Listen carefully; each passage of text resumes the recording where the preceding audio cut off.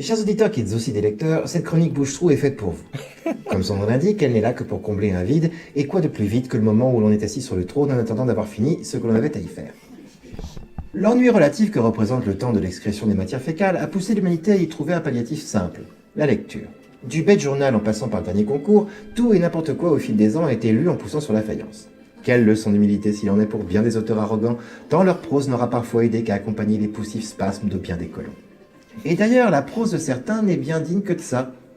Ouverts aux toilettes pour faire patienter, occuper le long temps d'une constipation opiniâtre ou distraire les interminables minutes d'une pénible dysenterie, leurs ouvrages seront refermés avant le prochain retour dans les lieux d'aisance. Car ces livres, qui est donc judicieux de qualifier de merdiques, ne valent guère la peine d'être lus qu'entre les 4 intimes murs de vos toilettes. C'est pourquoi j'ai décidé de vous recommander à tous la lecture d'un livre idéal pour une telle besogne, j'ai nommé Le suicide français d'Éric Zemmour. Étant tombé dessus par hasard chez mon buraliste, je m'étais dit, tiens, en voilà bien un livre de merde. Et tout à l'heure, en considérant écrire cette chronique, j'ai tout de suite pensé à lui. Comme une pulsion instinctive, envie de chier, crac, Zemmour. Et quelle riche idée j'ai eue. Jamais livre n'avait été mieux fait pour ce genre de besogne. Déjà, plus chiant qu'Éric Zemmour, il n'y a pas.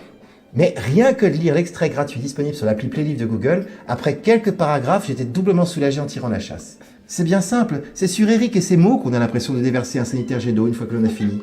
Un vrai bonheur. Si la lecture d'un tel livre serait une agonie en n'importe quel autre lieu, en celui-ci c'est une vraie poésie. Si de lire sa prose, l'on a l'impression d'entendre sa fielleuse voix de Châtré, à la première flatulence, on a l'impression que c'est la voix même de l'auteur qui nous parle depuis la vasque. Une vraie féerie. Chaque poussif pensée réactionnaire de l'écrivaillon populiste accompagne comme instinctivement le moindre mouvement de vos intestins. C'est comme si son esprit tout entier se déversait au travers de vous. Sublime. Et l'on peut même prendre le temps de psychologiser l'auteur quelques secondes, car la psychologie de cabinet vaut bien celle de comptoir. Éric Zemmour écrit « La France fait peur, la France se fait peur. La France est de moins en moins aimable, la France ne s'aime plus, la douce France vire à la France amère, malheureux comme Dieu en France ?» Déjà, on peut trouver un parallèle avec la prose des discours de Sarkozy, ce qui n'est guère étonnant. La France, la France, la France, la barbe. C'est ce qu'elle te dit, la France ? Mais il est important de se poser la question de quelle France parle notre ex-auteur du Figaro. Car s'il en est bien une que l'on sert à toutes les sauces, c'est la France. On la décrit comme on veut, et on lui fait dire n'importe quoi dans le seul but de donner raison à celui qui parle.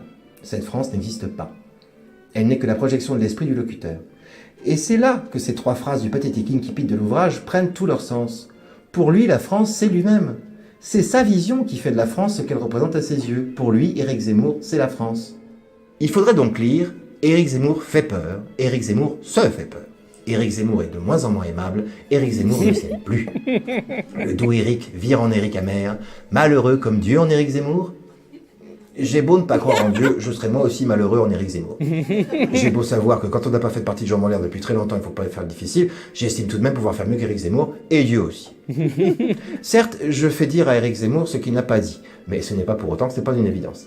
Et du reste, lui ne se gêne pas pour faire dire à la France et aux Français des choses qu'ils n'ont pas dites non plus. Alors c'est de bonne guerre. Ayant fini de déféquer après une page de son livre, tant l'ouvrage aide à activer le transit, je vous engage à vous-même aller lire la suite si vous voulez en savoir plus. Je vous recommanderais de ne télécharger que l'extrait gratuit, car le livre dématérialisé vaut tout de même 15,99 €. Ça fait cher la blague. À ce prix-là, faites-vous offrir plutôt la version papier. Vous aurez ainsi le plaisir de pouvoir vous essuyer avec chaque page achevée de l'ouvrage, et par là même, l'impression d'être Éric Zemmour, et de vous aussi tartiner de merde des pages et des pages de papier innocent. Quel prestige. Le mois prochain, j'essaierai de lire pour vous, dans le même contexte, le livre de Christine Boutin, Qu'est-ce que le Parti chrétien-démocrate ? Un livre vendu à seulement 38 exemplaires, ce doit être absolument fascinant à lire. D'ici là, amusez-vous bien et bonne lecture.